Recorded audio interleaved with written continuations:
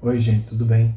Existem muitas situações reais no cotidiano onde a gente pode dizer que estão acontecendo oscilações ou movimento oscilatório. Ondas é um exemplo típico disso. Mas também tem o movimento do pêndulo, o sistema massa-mola oscilante e vários outros exemplos. Para a gente começar a estudar eles, a gente vai começar a estudar um movimento particular que é bem interessante e que merece uma atenção especial, porque muitas vezes é subestimado pelos alunos associando ele a um movimento acelerado normal, coisa que ele não é, chamado movimento harmônico simples. Já ouviram falar? MHS. Então vamos lá ver isso aí. Então, como eu falei, pessoal, movimento harmônico simples é um movimento oscilatório. Por isso que a gente pode chamar esse capítulo aí de oscilações. Na verdade, oscilações não só tem o movimento harmônico simples, também tem o movimento harmônico amortecido e o forçado, e você também fala um pouco sobre ressonância. Mas, como eu falei, existem várias situações reais da natureza onde os movimentos podem ser considerados oscilatórios. Por exemplo, a propagação das ondas são movimentos ondulatórios. Então, a gente pode dizer que esse capítulo de oscilações, que começa com o movimento harmônico simples, ele é a introdução para a gente começar a entender o que vai vir lá na frente, que é o capítulo de ondas, que é muito interessante e existe uma infinidade de fenômenos aí no nosso dia a dia que a gente pode associar a essa questão de ondas, tá? Então, vamos começar com esse exemplo aqui, onde eu tenho claramente aqui, ó, um sistema massa-mola ideal, onde vocês provavelmente já viram isso em Física 1, quando estavam estudando lá força elástica, né? Então, isso aqui é um sistema massa-mola, isso aqui é uma mola ideal. Vamos relembrar o que é uma mola ideal. É uma mola que não dissipa energia, né? Quando o sistema é posto a ser deformado.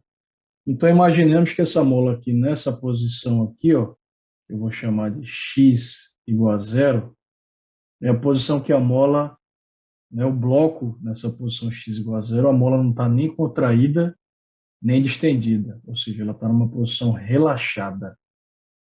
Quando a mola está relaxada, é o bloco, né, o sistema não está deformado, então não existe energia potencial elástica acumulada no sistema e também não existe força elástica. Mas vamos supor que eu distendo essa mola, né, eu vou comparar aqui com a posição de equilíbrio, que é essa aqui, x igual a zero, e o bloco agora vai ocupar uma posição x diferente de zero. Então aqui é o x igual a zero, eu vou chamar só de zero, e eu puxei ele para x. O que vai acontecer quando eu esticar essa mola para essa posição? Vai aparecer uma força querendo, né? Querendo, força não quer, isso é uma maneira de falar, mas querendo levar essa mola para a posição relaxada. Essa força, quem já estudou em Física 1 sabe o que eu estou falando, a gente chama de força elástica. E ela vai atuar aqui, ó. A gente costuma chamar ela de FEL, né? Força elástica. E a força elástica tem aquela característica interessantíssima, que ela é uma força restauradora, quer dizer, ela sempre tende a levar a mola para a posição relaxada, restaurar a posição relaxada da mola, posição onde a mola não está nem contraída nem distendida. Vejam que a mola aqui está deformada e essa foi uma deformação de distensão, ou seja, eu estiquei a mola, mas eu também posso ter uma deformação de compressão, né? Se a gente comprimir a mola, empurrar ela para a parede, a força elástica vai ser contrária, sempre apontando para o zero. Quem descreve a maneira como a força elástica atua é a famosa lei de Hooke, né? Que diz que a força elástica, vetorialmente, né, é igual a menos kx, onde K é a constante elástica da mola, X é a deformação da mola, não é o comprimento da mola, e Φ, ou só F, você chama o que quiser, é a força elástica. E esse menos aqui, é importante lembrar, é só para dizer que a força elástica ela sempre é contrária à deformação, né? Justamente pelo fato de ela ser uma força restauradora. Em módulo, normalmente a gente não se preocupa com esse menos, e a gente só escreve que a força elástica é igual a Kx. Sim, até aí, onde é que está o MHS? Até agora não tem nada diferente do que você já viu lá em Física 1. Pois é, mas agora vamos soltar esse bloco, né? Vamos supor que eu estiquei ele. Eu não sei se aí na câmera vai aparecer invertido, mas enfim, imagina que a mola está relaxada aqui, eu estiquei ele e agora eu vou soltar. Quando eu soltar, esse bloco vai começar a voltar para essa posição zero aqui, a querer ir para a posição relaxada. Ele vai fazer assim, ó, né? Ele vai voltar e vai passar por aqui. Será que quando ele chegar no zero ele para? Não, não para. Isso aqui é um sistema ideal, sem atrito, sem nada. O que vai acontecer? Por inércia, né, ele vai continuar o movimento dele. Até onde? Por simetria. Até contrair a mola menos x. Exatamente o que eu estiquei lá. Depois ele para em menos x, volta, passa pelo zero de novo, fica no x. Esse movimento aqui de entre x e menos x é um movimento oscilatório e ele é considerado um movimento harmônico simples. De onde vem esse nome harmônico? Eu vou chegar lá. Por que ele tem esse nome harmônico e por que é simples? Simples é porque ele não é amortecido. Como é que ele seria amortecido? Se houvesse uma força de amortecimento aí no sistema. Não é o caso, porque esse sistema é ideal. Ou ele poderia ser forçado, aí não seria movimento harmônico simples, seria movimento harmônico, como eu falei no começo aí da aula, forçado ou amortecido. Mas o nome harmônico vem de onde, né? Essa palavra vai aparecer bastante daqui para frente para vocês, inclusive lá em ondulatória, quando vocês forem estudar uma parte de onda chamada acústica, que é o estudo do som, principalmente, aí vai estudar o que são harmônicos, né? Cordas vibrantes e ressonância, tubos sonoros. Essa palavra vai voltar à tona. Então vejam só, ele vai voltar, vai passar pelo zero, vai parar em menos x. Então a gente já sabe que ele vai ficar oscilando aqui, ó, entre x e menos x, um movimento de vai e vem. Mais ou menos assim, ó. Tá vendo o que acontece aí? Ele fica entre x e menos x e menos x, tá? Esse é um movimento harmônico simples. Não é o único, mas é um exemplo aí interessante de um MHS, eu diria que é o mais conhecido, o mais famoso e o que a gente sempre introduz esse movimento. O que isso tem de diferente agora em relação ao que vocês já sabem? É o seguinte, vocês já pararam para tentar fazer uma função horária de posição desse móvel? Primeiro vamos ver o seguinte, quando eu soltar esse bloco, ele vai começar a voltar e vai ficar sujeito a uma força resultante, né? Pela segunda lei de Newton, força resultante, vocês sabem muito bem que é m vezes a, massa vezes aceleração. Existe peso aqui e existe normal, né? Só que vocês devem ter reparado aqui que a força-peso aqui está para baixo, o centro de gravidade da Terra, e a normal está aqui, ó, perpendicular à superfície de apoio, né? Mas como esse movimento é puramente horizontal, essa resultante aqui na direção vertical é zero, então essa força anula essa. Então, por isso que eu não vou me preocupar com o peso anormal nesse movimento aí, nesse MHS. Então, a força resultante é MA, e como só tem uma força, porque o peso e a normal se anularam, a resultante é a força elástica, que é igual a menos kx. Ué, vamos fazer essa igualdade aqui, ó. MA é igual a menos kx. Vamos passar esse termo kx para o lado esquerdo, para escrever como se fosse uma função igual a zero. Vai ficar assim, ó, MA mais kx é igual a zero. Se vocês não repararam ainda, isso aqui é uma equação diferencial ordinária, de segunda ordem. Por quê? Porque vocês devem lembrar que velocidade é igual à primeira derivada da posição no tempo. E a aceleração é a primeira derivada da velocidade no tempo.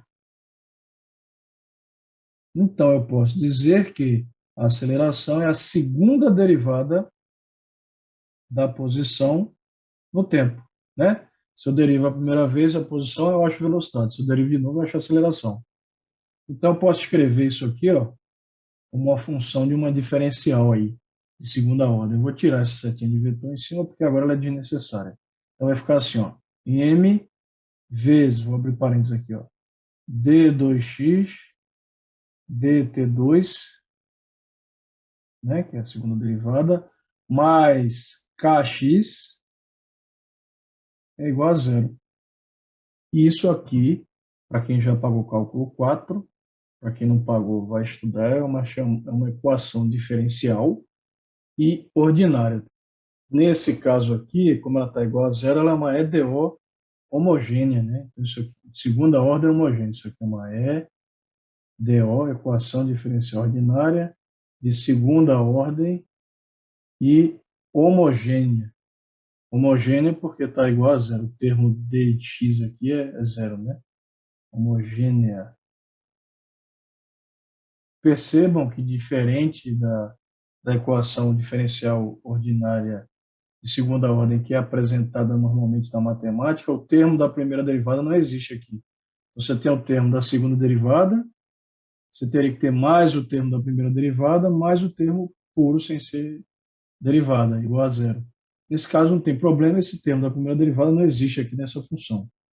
Nem por isso ela deixa de ser uma equação diferencial ordinária de segunda ordem homogênea.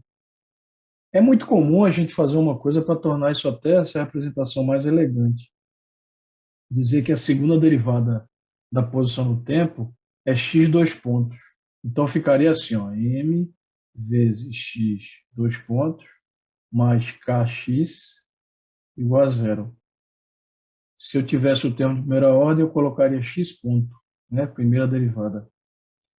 Então, se isso é uma EDO, isso tem que ter uma solução prevista pela matemática, o cálculo, né?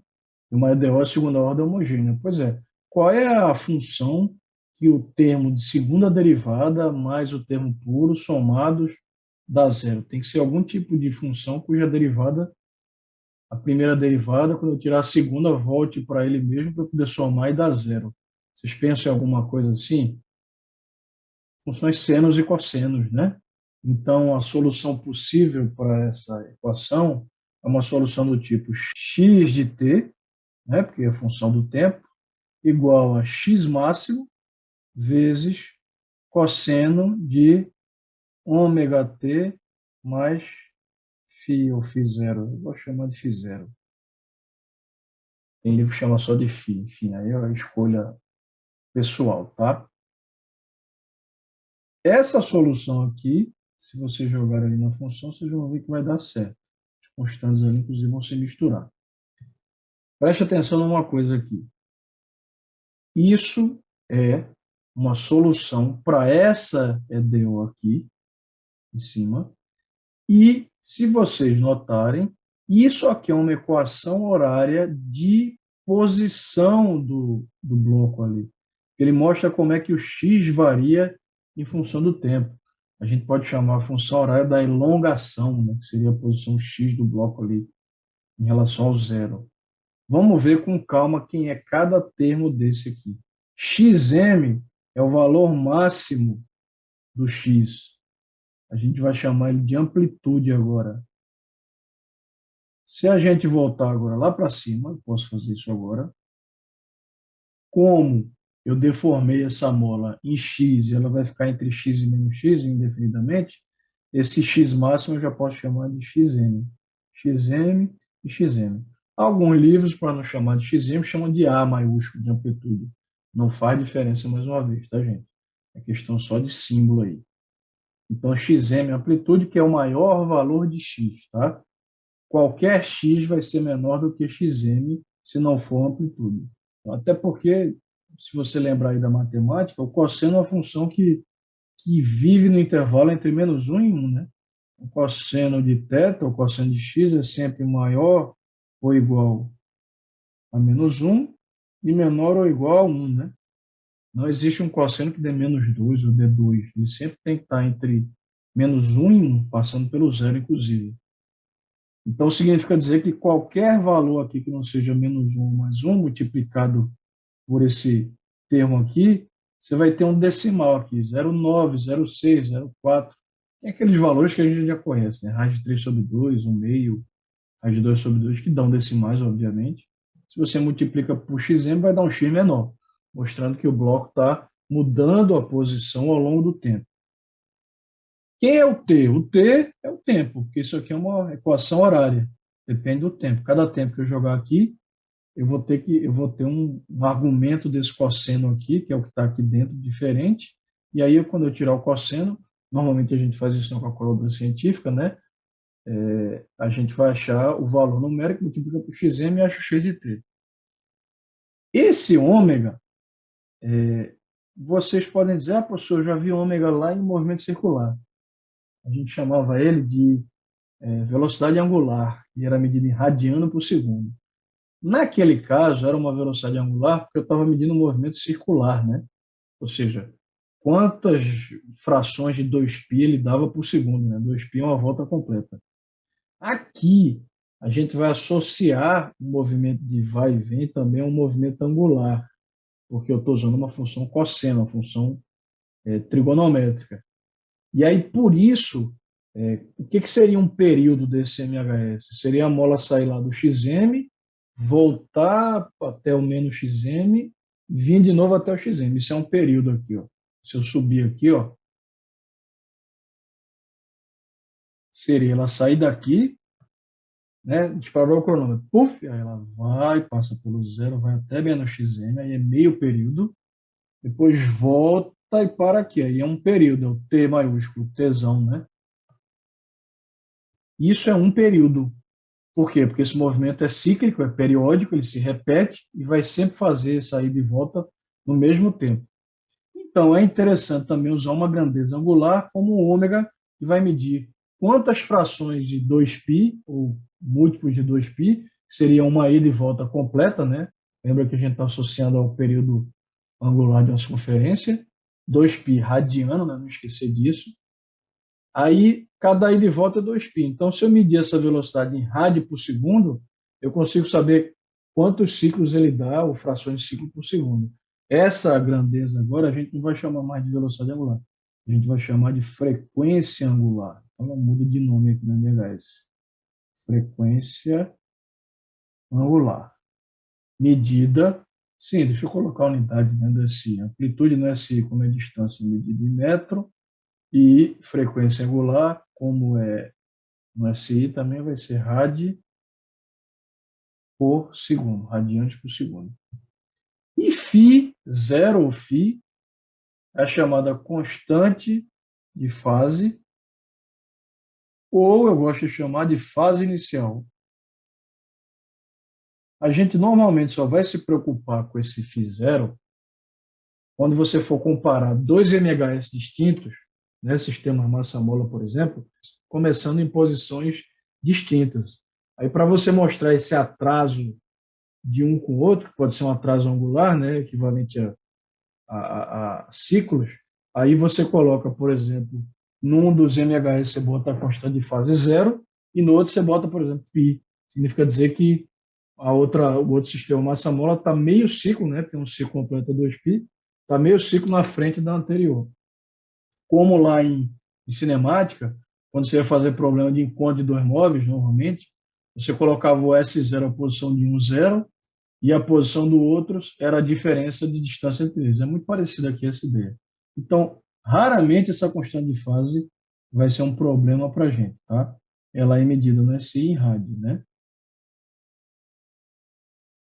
Bom, esse argumento aqui inteiro desse cosseno, né? Isso aqui tudinho indica a fase do MHS.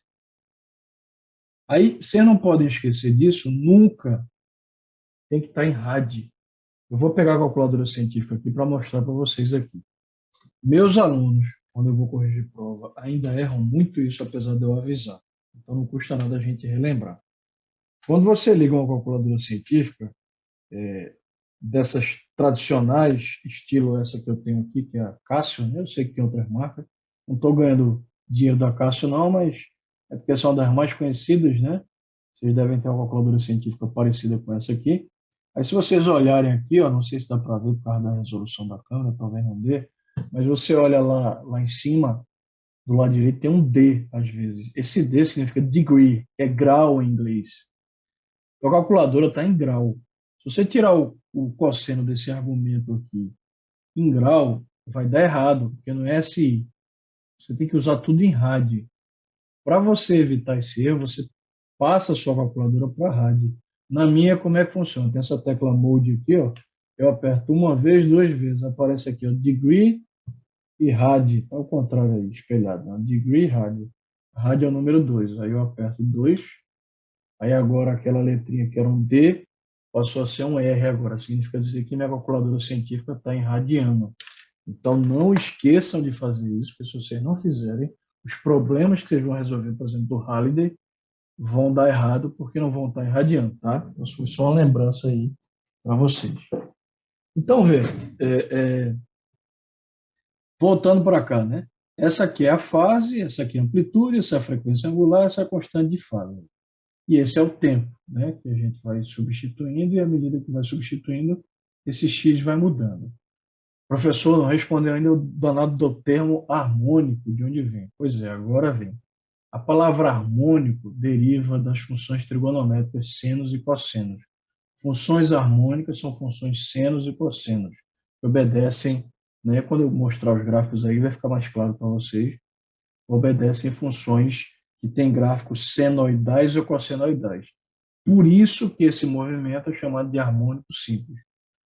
Então, porque ele é regido por uma função cosseno, e daqui a pouco eu vou mostrar que também tem função seno.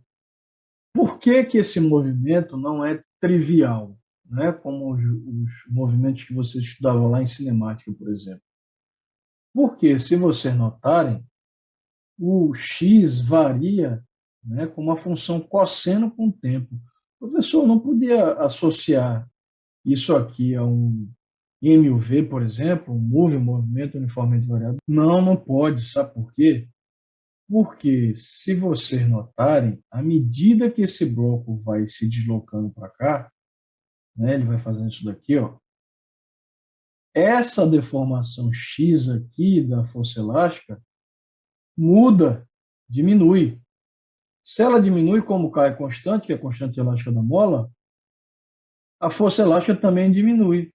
E se você vir para essa equação aqui, ó, se esse termo aqui do lado direito diminui, esse também do lado esquerdo diminui. Traduzindo, isso é um movimento com aceleração variável. Então, não é um MUV. Você não pode usar equações de MUV, porque para ser um MUV, lembre-se que a aceleração do móvel tem que ser constante, que varia a velocidade, mas a aceleração é constante. Aqui não, aqui a gente está lidando com um movimento que a aceleração é variável. Por isso que não é trivial. E por isso que a análise da equação é um pouco diferente. Então, essa é a equação da elongação ou da posição. Dá para chegar